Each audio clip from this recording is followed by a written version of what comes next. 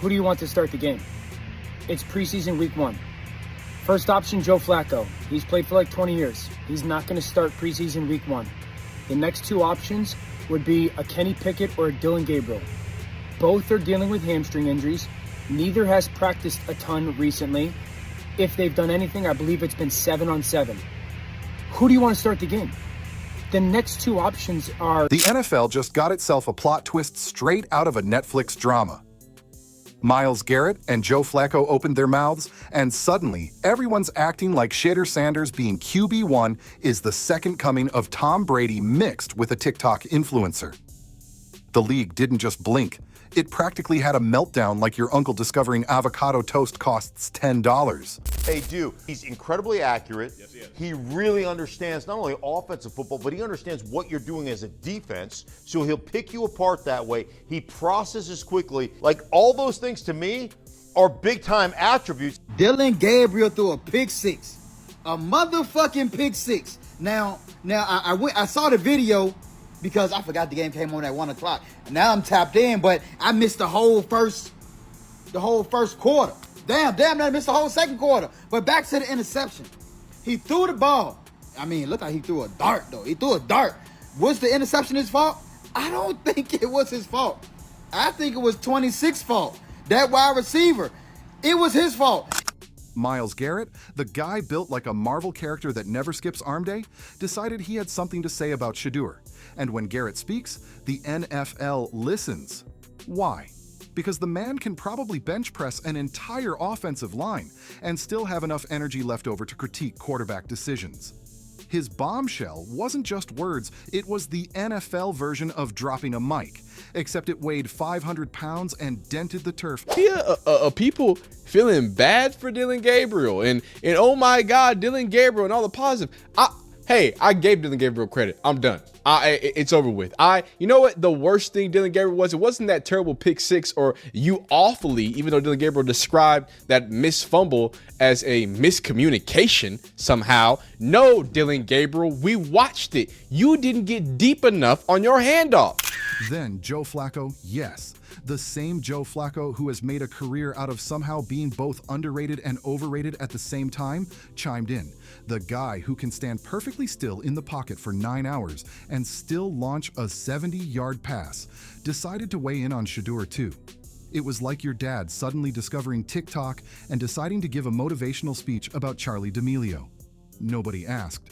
But suddenly, it's all anyone's talking about. Love him or hate him, Shedeur Sanders moves the needle. Even though he inexplicably continues to be 4th on the Browns QB depth chart, he is certainly not 4th in terms of ratings. Listen to this. Shedeur Sanders' NFL debut this weekend drew 2.2 million viewers. It was the most watched preseason game of the decade on NFL Network. But even more impressively, it was also the #1 program across all of television. That's both cable and broadcast. And if you think it's just viewership, think again. This was a road game for the Browns in Carolina in a stadium that holds over 75K. And guess how many people showed up to watch this Browns-Panthers preseason game? Over 71,000 people were there, and they weren't there to see 2 bad teams play all their backups. They were all... Now, the shock factor here isn't that Myles Garrett and Joe Flacco have opinions. That's expected. The shock is that the entire NFL acted like they just revealed Area 51 secrets. Like, congratulations, Shedeur Sanders is QB1. The man has been flexing on college football defenses like they were cardboard cutouts.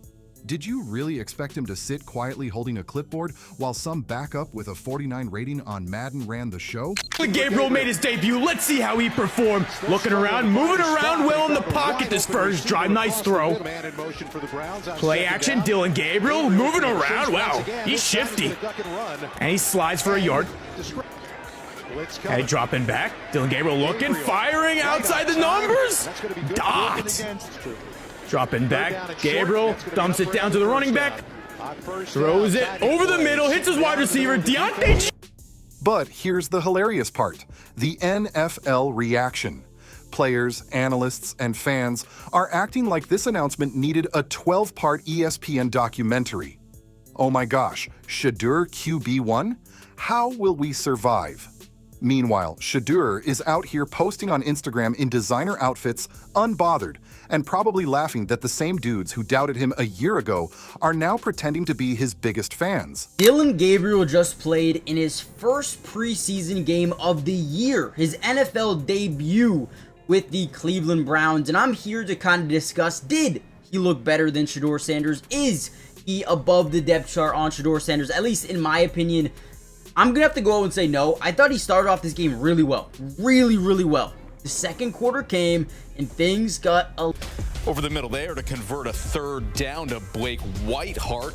Keeps the drive alive. 4 of 4 for Gabriel on this drive. 29 yards, and the Browns would punch it in. But here, a mistake you just don't want to see your rookie make. Picked off, and it's Andrew Makuba the other way. Browns were in field goal position. Just gave up a pick. Myles Garrett basically dropped the verbal version of a stiff arm. He didn't just say Shedeur deserved QB1, he made it sound like Shedeur already owns the playbook, the stadium, and possibly the Wi-Fi password for the locker room. If Garrett says you're the guy, defenses better start praying, because this man tackles quarterbacks like they stole his lunch money, and if he's co-signing Shedeur, it's game over. Whatever this play is right here, toss it, throw it out of the playbook. No, we don't need this anymore. I don't know what it is, but it doesn't make sense. It doesn't make sense. Andrew Makuba, rookie DB, ends up jumping this thing. I don't understand the thought process here. It is 1st and 10. You're taught not to be too risky early in possessions.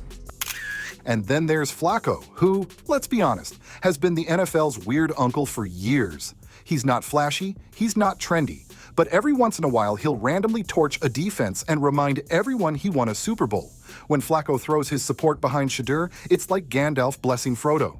You may laugh, but it means something. The man has seen quarterbacks come and go, and if he's impressed, it's not hype. It's real. Play action. Gabriel has been very good so far. Oh, that's a pick? Oh my god. Oh, yeah. That's all I need to see. Shedeur!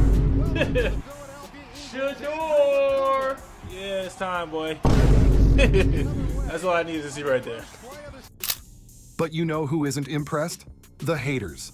Oh, they're out in full force, clutching their pearls like Shedeur personally replaced their fantasy football starter. They're mad he's young, they're mad he's confident, they're mad his dad is Deion Sanders, and they're especially mad that he's not afraid to let them know he belongs. The jealousy is thicker than a Thanksgiving gravy. I'm so happy with his performance. They saw what they had seen in college at Colorado. A man that understands how to play in pressure situations. Very few people would stand up and speak up and say, you know, I was absolutely wrong. He outran the defensive line and got around the corner because they said people said he couldn't run. Can't run like his dad. Can't no damn body run like his dad. And let me tell you, NFL media is eating this up too, because nothing sells like quarterback drama. Forget touchdowns, forget stats, give us quotes and chaos. The second Garrett and Flacco opened their mouths, ESPN probably rang the alarm bells, threw on emergency graphics, and wheeled Stephen A. Smith into the studio for a rant. Because apparently, QB1 news is more important than actual games. Listen, I'm telling you this right now. All you fans out there, NFL fans, especially if you Brown fans, go get that 1-2 jersey. And I'm not talking about Tom Brady. I'm talking about Shedeur Sanders. Because if y'all know this now, you're going to know it soon. He's going to be the starter day one. He's the best one in the room. Listen, if you're in Ohio and you don't have Myles Garrett's jersey, you don't have Jamar Chase jersey, if you don't have Joe Burrow's jersey, if you don't have Spidey Mitchell's jersey, it's one jersey you better have then. And that's Shedeur. The reality is simple. Shedeur Sanders isn't just some rookie filling space on the roster.